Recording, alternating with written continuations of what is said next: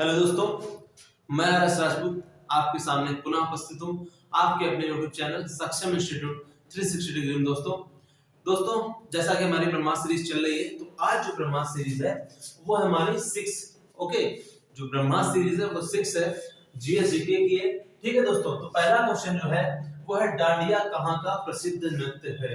ठीक है, डांडिया जो है वो कहाँ का प्रसिद्ध नृत्य है। ठीक है दोस्तों, तो डांडिया कहाँ का प्रसिद्ध नृत्य है, वो है आपका गुजरात का। ठीक, पहले तो इसको नोट करिए। अब इससे रिलेटेड देखिए, इसको नोट कर लीजिए। देखिए अब मैंने इंपॉर्टेंट आपको जो डांस है, जो एग्जाम में पूछे जाते हैं, बहुत इंपॉर्टेंट होते हैं, जनरली जिनकी रिपीटेशन एग्जाम में ज्यादा होती है, मैंने आपको वो सारी डिटेल इतने भर में दे दी है। ठीक है दोस्तों, तो आइए देखते हैं। देखिए केरल के जो डांस है वो कौन कौन से, कथकली हो गया, मोहिनीअट्टम हो गया, कृष्णापट्टम हो गया, पुलिकली, कैकुट्टीकली, पादयानी और मुदियट्टू। ये पूरे आप याद कर लीजिए लाइन से। केरल डांस, कथकली, मोहिनीअट्टम, कृष्णापट्टम, पुलिकली, कैकुट्टीकली, पादयानी, मुदियट्टू। ठीक, उसी तरीके तमिलनाडु के डांस है आपके भरतनाट्यम, कुरुवंकी, करागम, कुम्मी। ठीक है, महाराष्ट्र के डांस है पोवाड़ा, लावनी, तमाशा। ठीक है, जैसे आपसे जनरली ये क्वेश्चन पूछ लेते हैं, कौन सा, तमाशा। तमाशा कहाँ का आपका नृत्य है, तो आपको बताना पड़ जाएगा कि महाराष्ट्र। ठीक है दोस्तों, तो ये आपका हो गया तमाशा। जम्मू कश्मीर का डांस है धमाल, रौफ, लामा और हिकत। ठीक है, लामा से क्वेश्चन पूछ लेते हैं, ठीक, हिकत से पूछ लेते हैं। ठीक है दोस्तों, रौफ से पूछ लेंगे। ओके, असम डांस है आपके सत्रिया, बिहू और कामरूप। बिहू से बहुत क्वेश्चन पूछा जाता है दोस्तों। ठीक है, बिहू हो गया आपका कि कहाँ का बिहू आपका नृत्य है, तो वो आपको कहाँ का है, असम का है। ठीक, गुजरात डांसेस, उसमें कौन कौन से हैं, मनियारो, गरबा, डांडिया। ये बहुत क्वेश्चन पूछे जाते हैं दोस्तों।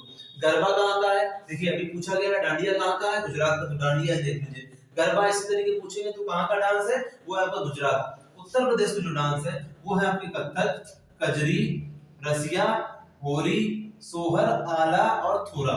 ठीक है, जिसमें ये क्वेश्चन बहुत पूछे जाते हैं। कथक हो गया, कजरी, रसिया, होरी, सोहर, आला। इनमें से पूछ लेंगे आला कहाँ का डांस है, तो आपको जवाब क्या देना पड़ेगा, वो आपका यूपी का है। इसी तरीके आइए राजस्थान डांस, घूमर और कालबेलिया, ये दोनों इंपॉर्टेंट है दोस्तों। ठीक, घूमर कहाँ का है पूछ ले, जैसे आपने गाना सुना होगा राजस्थान का, जब मूवी आई थी, कौन सी, वो कौन सी मूवी थी, घूमर घूमर, इस तरीके से गाना था उसका। तो घूमर घूमर इस टाइप से था अगला गाना। तो वो घूमर देख लीजिए, वो डांस ही था, तो डांस फॉर्म थी वो, तो उसका नाम क्या था, घूमर, इसलिए वो घूमर घूमर रे इस टाइप से था। ठीक है, तो राजस्थान डांस था। ठीक है, जिसमें दीपिका पादुकोण ने डांस किया था इस मूवी में। अच्छा, कर्नाटक के जो डांस है वो है आपकी यक्षगान, डोलू गुनीता। ठीक है दोस्तों, यक्षगान पूछ लेगा आपसे, यक्षगान कहाँ का डांस है, तो आपको क्या लिखना पड़ेगा, कर्नाटक का। उसी तरीके डोलू गुनीता कहाँ का है, तो वो आपका कर्नाटक का। अच्छा, छत्तीसगढ़ के जो डांस है, छत्तीसगढ़ के जो डांस है उसमें गौर, राउत, पंडवानी, सुवा, जिसमें पंडवानी दोस्तों, पंडवानी और राउत, ये क्वेश्चन इंपॉर्टेंट ज्यादा है। ठीक है, अब आइए इधर उड़ीसा का डांस कौन से, तो वो आपका है कौन सा, ओडिसी। ठीक, मध्य प्रदेश के डांस जो है वो आपके भगोरिया, कर्मा। फिलहाल दोस्तों यहाँ से क्वेश्चन नहीं पूछा जाता है, बट जनरली हमने आपको लिख दिया। ठीक है, अब आते हैं यहाँ पर हरियाणा डांस। तो हरियाणा में जो डांस है वो आपके धमाल या उसी को बोलते हैं डफ। हिमाचल प्रदेश के डांस है नाटी। पंजाब में जो डांस है वो आपके दोस्तों है भांगड़ा और गिद्दा। ये दोनों ही बहुत इंपॉर्टेंट क्वेश्चन है दोस्तों, कि भांगड़ा आपका कहाँ का डांस है या गिद्दा आपका कहाँ का डांस है। आपने अभी आप देखेंगे तो आपके क्वेश्चन पूछे भी गए यहाँ से। ठीक है, इसी तरीके आइए उत्तराखंड के डांस क्या है, तो वो आपका छोलिया। ठीक, नागालैंड का है चांगलो, नागालैंड का यही इंपॉर्टेंट डांस है चांगलो। ठीक, मणिपुर का जो डांस है वो मणिपुरी। ठीक है, उड़ीसा, पश्चिम बंगाल और झारखंड। देखिए उड़ीसा, पश्चिम बंगाल और आपका झारखंड, यहाँ तीनों में ये वाला डांस होता है जो है छऊ। ठीक है, छऊ एक ऐसा डांस है जो तीनों राज्यों में हो रहा है। अच्छा, आंध्र प्रदेश का जो डांस है वो है कुचिपुड़ी। ये तो मैंने आपको दोस्तों डांस लिख के, इसमें आपके क्लासिकल डांस भी है और आपके लोक नृत्य, यानी कि दोनों का ही मैंने मिक्सअप करा दिया। ठीक, अलग से नहीं करा है, इसमें आपके लोक नृत्य भी है। ठीक है, और क्लासिकल डांस भी है। देखिए जिसमें मैंने ब्लैक कलर से डिब्बे बना दिए हैं। ठीक है दोस्तों, तो ये वाले जितने भी हैं ये आपके क्लासिकल डांस है। तो क्लासिकल डांस आपके कितने हो गए, 2 3, एक ये 4, फिर एक 5 6, ठीक है, और 7 और फिर आपका 8। ठीक है दोस्तों, तो 8 आपके क्लासिकल डांस। क्लासिकल डांस क्या होते हैं? क्लासिकल को हिंदी में बोलते हैं, क्लासिकल डांस जो होते हैं आपके, क्लासिकल डांस को हम लोग बोलते हैं शास्त्रीय नृत्य। जैसे आपने सुना होगा शास्त्रीय संगीत, ठीक है, तो वो क्लासिकल म्यूजिक होता है। इस तरीके से क्लासिकल डांस है यानी कि शास्त्रीय नृत्य है दोस्तों। मतलब शास्त्रीय का मतलब होता है कि जिनके करने की एक प्रॉपर प्रोसेस होती है, एक प्रॉपर एक्सप्रेशन होते हैं। जैसे आप भरतनाट्यम करोगे और आप वहीं पर कुचिपुड़ी देखते हो, कहाँ का कुचिपुड़ी? आपका आंध्र प्रदेश का, अगर आप देख रहे हो, ठीक है, जैसे आप ये देखोगे या ये देखोगे मणिपुरी, तो इन सब में अपनी अपनी एक प्रॉपर पोस्चर होती है। किस तरीके से त्रिभंग मुद्रा का कहां पर यूज हो रहा है, कि पेट आपका जैसे गर्दन हो गए और एड़ी, इनके बीच में कितने डिग्री का घुमाव हो, यानी कि इस तरीके से, यानी कि फुल डिसिप्लिन में क्लासिकल डांसेस किए जाते हैं। जैसे क्लासिकल म्यूजिक होता है तो उसमें आपने देखा होगा अगर रियलिटी शो वगैरह में कि जो गाने वगैरह होते हैं, अगर क्लासिकल है और वो गड़बड़ होता है तो अगर अच्छा जानकार होता है क्लासिकल का तो वो डांट देता है कि इस तरीके से नहीं गाया जाएगा, तुम उसमें मॉडर्न मतलब मॉडर्न म्यूजिक मत घुसेड़ो, ऐसे समझिए, ठीक है। तो शास्त्रीय नृत्य क्या हुआ, जिसके प्रॉपर क्या होते हैं? एक्सप्रेशंस होते हैं। एक्सप्रेशन यानी कि भाव, एक्सप्रेशन यानी कि भाव, प्रॉपर आपके चेहरे के क्या प्रॉपर भाव हो रहे हैं, ठीक है।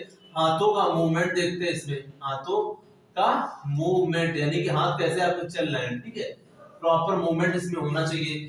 कितने डिग्री पे झुकाव हो, कितने डिग्री पे आप खड़े हो, मतलब पूरा देखा जाता है। तो वो क्या होते हैं? शास्त्रीय नृत्य होते हैं। तो ये कितने हैं? तो ये आपके कितने हो गए? 8 हो गए। मैंने आपको बता दिया। आपसे क्वेश्चन अगर पूछता है एग्जाम में कि शास्त्रीय नृत्य हमारे कितने भारत के, तो 8 है, मैंने आपको बता दिया।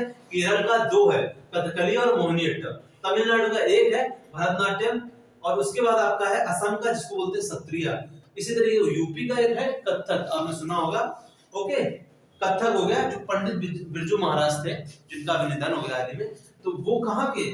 वो उन्होंने कथक डांस को ही अपने बाकायदे मोहे रंग दो लाल, ये अगर आप सॉन्ग सुनोगे तो मोहे रंग दो लाल में जो डांस फॉर्म है वो किसने सिखाई देखा जाए तो वो सिखाई आपके पंडित बिरजू महाराज है, वो कथक फॉर्म है, ठीक है।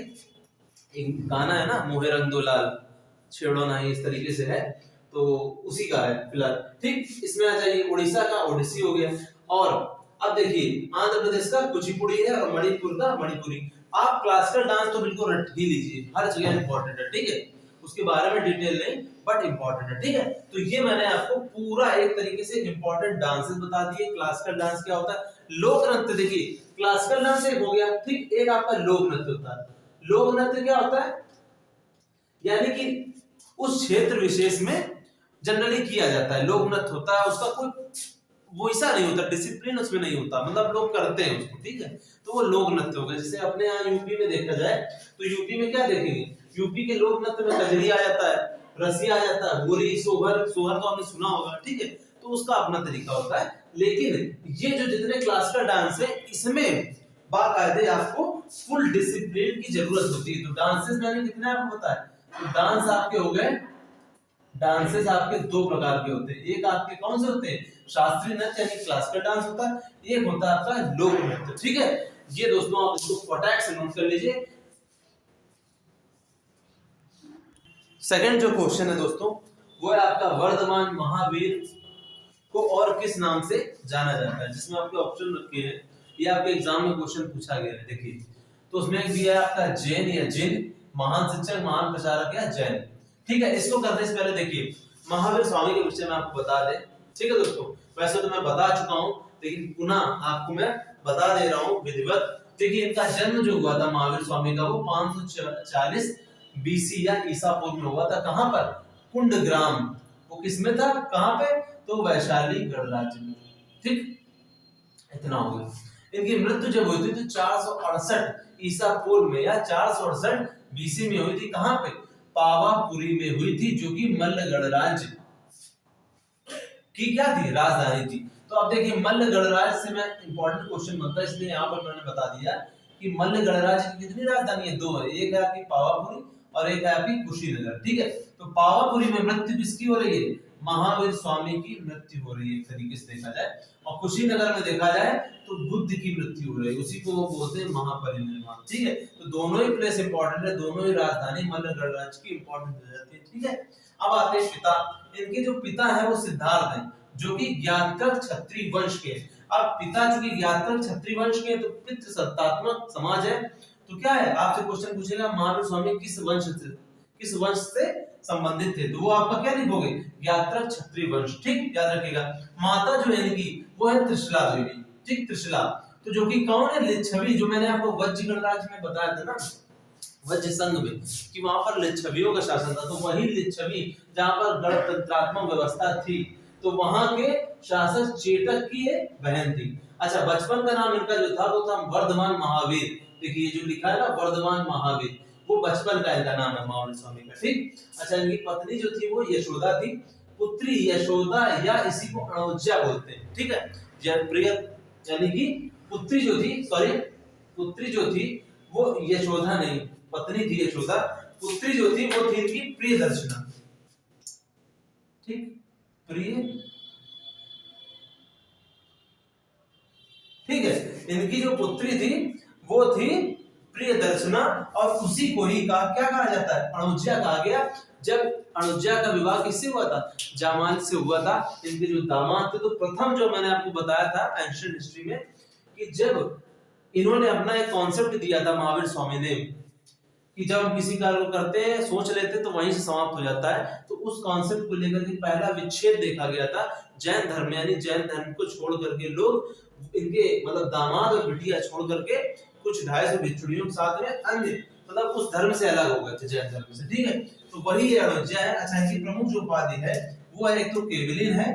केवलिन को क्या कहते हैं कैवल्य, यानी कि सर्वोच्च ज्ञान प्राप्त व्यक्ति। ठीक, केवलिन कैवल्य प्राप्त ही जैन धर्म का अंतिम उद्देश्य है। ठीक है, अच्छा दूसरा जो है जिन, यानी कि जिसको बोलते हैं विजेता।